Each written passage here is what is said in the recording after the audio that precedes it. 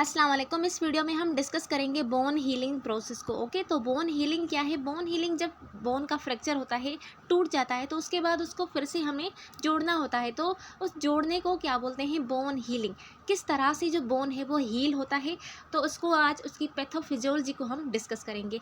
तो bone healing के तीन फेजेस होते हैं। Number 1 is inflammatory, second is reparative and third is remodelling. One by one करके सबको डिस्कस करेंगे। तो सबसे पहले है इन्फ्लामेशन। जो इन्फ्लामेशन है वो 4 डेज तक चलता है आफ्टर बोन फ्रैक्चर। फ्रैक्चर के बाद 4 दिन तक इन्फ्लामेशन होती है। अब इन्फ्लामेशन क्यों हो रही है? जब फ्रैक्चर हुआ तो उसी दौरान बोन के साथ साथ ब्लड वेसल्स भी रप्चर हुई है। ठीक है, जब ब्लड वेसल्स रप्चर होगी, ब्लीड करेंगी, ब्लीडिंग के बाद क्या होगा? कोगुलेशन सिस्टम जो है ना वो स्टार्ट होगा, क्योंकि कोगुलेशन सिस्टम का क्या काम है? वो ब्लीडिंग को रोके, वहाँ पर क्लॉट्स बनाए। ठीक है, तो क्लॉट्स जो है वहाँ पे वो एक्टिवेट करते हैं फर्दर किसको? वाइट ब्लड सेल्स को के रिलीज़ को, और उसके अलावा हिस्टामीन्स एंड प्रोस्टाग्लैंडिन्स को, जो कि वहाँ पर उस एरिया में इन्फ्लामेशन काज करती हैं। ओके, तो blood clot form at the fracture site. जो ब्लड क्लॉट्स हैं वो फ्रैक्चर वाली साइड पर बनते हैं। Then white blood cells and inflammatory chemicals जो हैं वो रिलीज़ होते हैं। केमिकल्स कौन से हैं? Prostaglandin and histamines. ये इन्फ्लामेटरी केमिकल्स हैं जो कि वहाँ पे रिलीज़ होते हैं। अब जब इन्फ्लामेशन होगी तो हमें पता है इन्फ्लामेशन के साथ हमें स्वेलिंग दिखने को मिलती है, और वहाँ पे पेन भी होगा। एक तो पेन इन्फ्लामेशन की वजह से होगा, और दूसरा पेन किसकी वजह से होगा? बोन टूटा है तो बोन की वजह से पेन तो होगा। ओके, तो ये है इन्फ्लामेशन, नंबर 1 फेज़। देन है हमारे पास सेकंड फेज़, रिपेरेटिव फेज़ हम इसको बोलते हैं। अब जो रिपेरेटिव फेज़ है ये स्टार्ट होता है with granulation tissue infiltrating the area. अब जो एरिया है, जिस एरिया में बोन का फ्रैक्चर हुआ है, उस एरिया में टिश्यू ग्रेन्युलेशन होती है। ठीक है, इसके 2 टाइप्स होते हैं। सबसे पहले होते हैं soft callus formation, then hard callus formation. इसमें जो ग्रेन्युलेशन टिश्यू है वो सीक्रेट करते हैं सेल्स को, जैसे कि कोलेजन हो गई, कार्टिलेज हो गया और बोन हो गया। अब हम ये देखेंगे कि कार्टिलेज और बोन कौन से फेज़ में बन रहे हैं। तो सबसे पहले जो रिपेरेटिव फेज़ में बनते हैं वो होते हैं सॉफ्ट केलस फॉर्मेशन, जो कि 4 से 14 दिन तक बनते हैं। ठीक है, सॉफ्ट केलस फॉर्मेशन में cartilage and bone cells multiply करते हैं, और जो सॉफ्ट केलस है उसको हम अदर वर्ड्स में क्या बोलते हैं?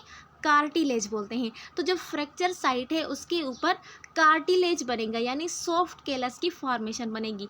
इसको हम सॉफ्ट केलस फॉर्मेशन बोलते हैं।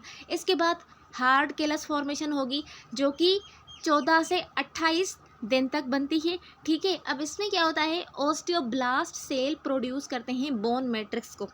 ऑस्टियोब्लास्ट, क्योंकि हमें पता है जो ऑस्टियोब्लास्ट है वो बोन बिल्डिंग सेल्स है, यानी ये क्या बनाते हैं? बोन्स को बनाते हैं। तो ऑस्टियोब्लास्ट बोन मैट्रिक्स को प्रोड्यूस करेंगे। देन वहाँ पे हार्ड केलस फॉर्म होगा। कहाँ पे? जो फ्रैक्चर वाली साइट है, यानी जहाँ पे पहले सॉफ्ट केलस बना हुआ था, कार्टिलेज, वहाँ पे उसके ऊपर अब हार्ड केलस बन रहा है। हार्ड केलस को हम अदर वर्ड्स में क्या बोलते हैं? बोन। यानी अब कार्टिलेज के ऊपर क्या बन रहा है? बोन बन रहा है, जो कि रिप्लेस करता है किसको? सॉफ्ट केलस को। इसी पूरे प्रोसेस को हम रिपेरेटिव फेज बोलते हैं, जिसमें सॉफ्ट केलस और हार्ड केलस की फॉर्मेशन होती है फ्रैक्चर वाली साइट पे। ओके, देन है लास्ट फेज, रिमॉडलिंग फेज। उसके बाद सॉफ्ट हार्ड केलस की फॉर्मेशन के बाद बोनी यूनियन होती है, जो कि 28 से 6 मंथ तक होती है। 28 डेज से लेकर 6 मंथ तक बोनी यूनियन होती है। इसमें क्या होता है कि जो हार्ड केलस है वो रिप्लेस होता है बाय फुल्ली फॉर्म्ड बोन, यानी पूरा का पूरा वहाँ पर क्या बनता है? बोन बनता है, और जो फ्रैक्चर साइट है वो स्टेबलाइज्ड हो जाती है। देन लास्ट फेज है रिमॉडलिंग। रिमॉडलिंग 6 मंथ से 2 ईयर तक हो सकता है, क्योंकि ये बहुत लंबा अरसा लेता है, बहुत लंबा टाइम लेता है। ठीक है, तो इसमें 6 मंथ से मैक्सिमम 2 ईयर लगते हैं। अगर जो भी रिक्वायरमेंट्स हैं बोन हीलिंग के लिए वो पूरी की पूरी हैं तो इतना टाइम लगेगा। अदरवाइज़ ये इससे मज़ीद बढ़ भी सकता है और कम भी हो सकता है। ओके, सो रिमॉडलिंग लास्ट यानी फाइनल फेज़ है बोन हीलिंग का। इसमें क्या होता है? जो बोन होता है, बोन यानी जो टूट गया था पहले, वो रीशेप्ड होता था, हो जाएगा। जैसे उसकी पहली शेप थी, अब भी उसकी रिमॉडलिंग फेज़ में उस वैसी की वैसी शेप बन जाएगी, और वैसे ही वो ऑर्गेनाइज होगा। जैसे पहले ऑर्गेनाइज था फ्रैक्चर के पहले, फ्रैक्चर के बाद रीमॉडलिंग फेज में वो अगेन उसी सेम वे में रीऑर्गेनाइज्ड होगा। ओके, और उसके अलावा fully form bone is restored. तो रीमॉडलिंग में जो पूरा का पूरा बोन है वो रीशेप और रीऑर्गेनाइज होता है। ये डायग्राम है फ्रैक्चर हीलिंग प्रोसेस का, जिसमें सबसे पहले हीमाटोमा अगर हो रही है या फिर इन्फ्लामेशन जिसको हम बोल रहे हैं। तो जो पहला वाला डायग्राम है इसमें अगर आप देखेंगे तो बोन टूट गया है और उसके बीच में जो ब्लड वेसल्स हैं वो रप्चर हो गई हैं और वो वहाँ पर ब्लीड कर रही हैं। ब्लीड करने की वजह से वहाँ पे इन्फ्लामेटरी रिएक्शन स्टार्ट हो रहा है और यहाँ पे क्या हो रही है, इन्फ्लामेशन हो रही है, जो कि 1 वीक में हो जाती है तकरीबन।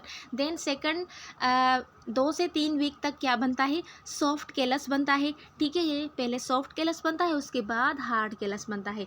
ठीक है, ये क्या है, ये हार्ड कैलस है, जो कि 4 से 16 वीक्स तक बनता है। और लास्ट में रीमॉडलिंग, जिसमें पूरा का पूरा जो बोन है वो बन जाता है, इसको हम रीमॉडलिंग बोलते हैं। ओके, क्लियर है। इसका एक और भी डायग्राम है जिससे मज़ीद आपको क्लियर होगा। सबसे पहले हीमाटोमा, जिसमें एक्टिवेशन होती है कोगुलेशन कैस्केड की, जो कि चेंज करती है लोकल एनवायरनमेंट के। लोकल एनवायरनमेंट जब चेंज हो जाए तो इन्फ्लामेटरी सेल्स और मॉलिक्यूल्स जो हैं वो रिलीज़ होते हैं। इनके रिलीज़ होने के बाद इन्फ्लामेशन होती है। ठीक है, इन्फ्लामेशन में क्या होता है, production and activation of inflammatory and osteoprogenitor cells, इनकी प्रोडक्शन और एक्टिवेशन होती है और उसके बाद जो नेक्रोटिक टिश्यू है उसकी क्लियरेंस होती है। उसके बाद सेकंड स्टेप में ग्रेन्युलेशन टिश्यू। ग्रेन्युलेशन टिश्यू ये सिंपली रिपेरेटिव फेज में आ जाता है। इसमें एक्टिव प्रोलिफरेशन होती है। जो पहले इन्फ्लामेशन में सेल्स एक्टिवेट हुए थे और बने थे, उनकी अब एक्टिव प्रोलिफरेशन हो रही है, यानी जल्द से जल्द वो बढ़ रहे हैं, ज़्यादा नंबर में बढ़ रहे हैं। ठीक है, तो active proliferation of osteoprogenitor cell and उसके बाद एंजियोजेनेसिस। एंजियोजेनेसिस का मतलब है formations of new blood vessels. यहाँ पर न्यू ब्लड वेसल्स फॉर्म होगी, जो कि ज़्यादा अमाउंट में ब्लड सर्कुलेशन करेगी और ज़्यादा अमाउंट में न्यूट्रिएंट्स, कैल्शियम वगैरह ले आएगी, जो कि हेल्पफुल हैं किसके लिए, बोन की फॉर्मेशन के लिए। बोन की फॉर्मेशन के लिए मोस्ट कौन से इंपॉर्टेंट मिनरल्स हैं जो काम आते हैं, कैल्शियम एंड फास्फोरस। ठीक है, तो वो कौन लेके आएगा, ब्लड में लेके आएगा। और ब्लड के लिए हमें एंजियोजेनेसिस की ज़रूरत है, क्योंकि फ्रैक्चर के साथ जो ब्लड वेसल्स हैं वहाँ की वो रप्चर हो गई है, इसीलिए हमें दूसरी ब्लड वेसल्स चाहिए। तो यहाँ पर एंजियोजेनेसिस का प्रोसेस होगा। उसके बाद यहाँ पे एक्स्ट्रा सेलुलर मैट्रिक्स की प्रोडक्शन होगी, क्योंकि ये हेल्प करेगी बोन की फॉर्मेशन में।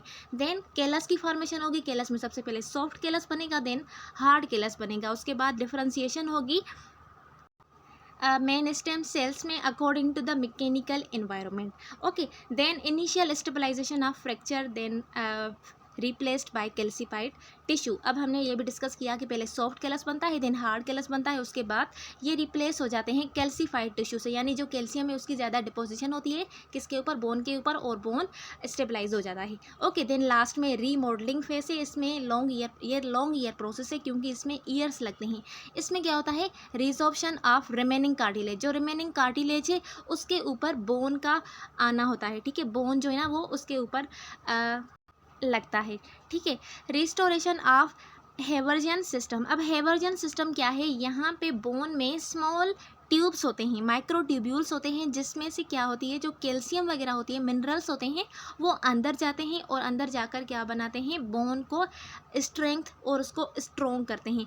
और दूसरी बात जो मेन पॉइंट है, नो स्कार फॉर्म्ड। अब जब सर्जरी होती है तो सर्जरी में स्किन के ऊपर कट देते हैं, तो स्किन के ऊपर जब वो वुंड जो है वो ठीक हो जाता है तो उसके बाद भी उसका स्कार प्रेजेंट होता है, लेकिन बोन की हीलिंग में स्कार कोई भी प्रेजेंट नहीं होता, पूरा का पूरा निशान ख़त्म हो जाता है। क्लियर है। तो यहाँ तक थी ये बोन हीलिंग का प्रोसेस।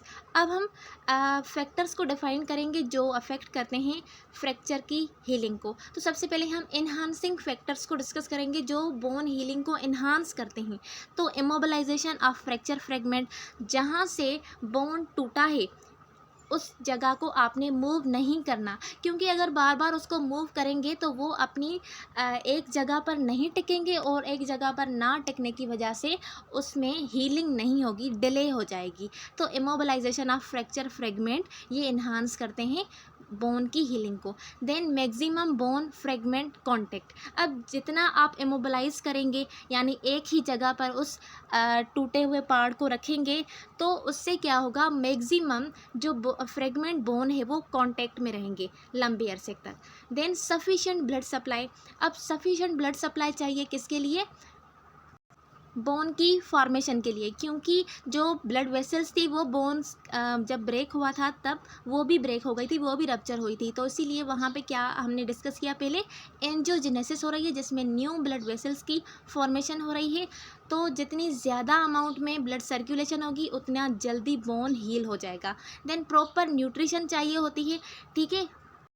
ऐसी ऐसी चीज़ें लेनी है जिसमें ज़्यादा अमाउंट में कैल्शियम प्रेजेंट हो, फास्फोरस प्रेजेंट हो, जो हेल्प कर सकते हैं जल्दी में बोन को रिपेयर करने के लिए। और देन है एक्सरसाइज और हार्मोन्स, कुछ ऐसे हार्मोन्स हैं जो कि हेल्प करते हैं बोन हीलिंग को, जैसे कि पैराथायराइड और कैल्सीटोनिन हार्मोन्स वगैरह हैं, उनका रोल होता है।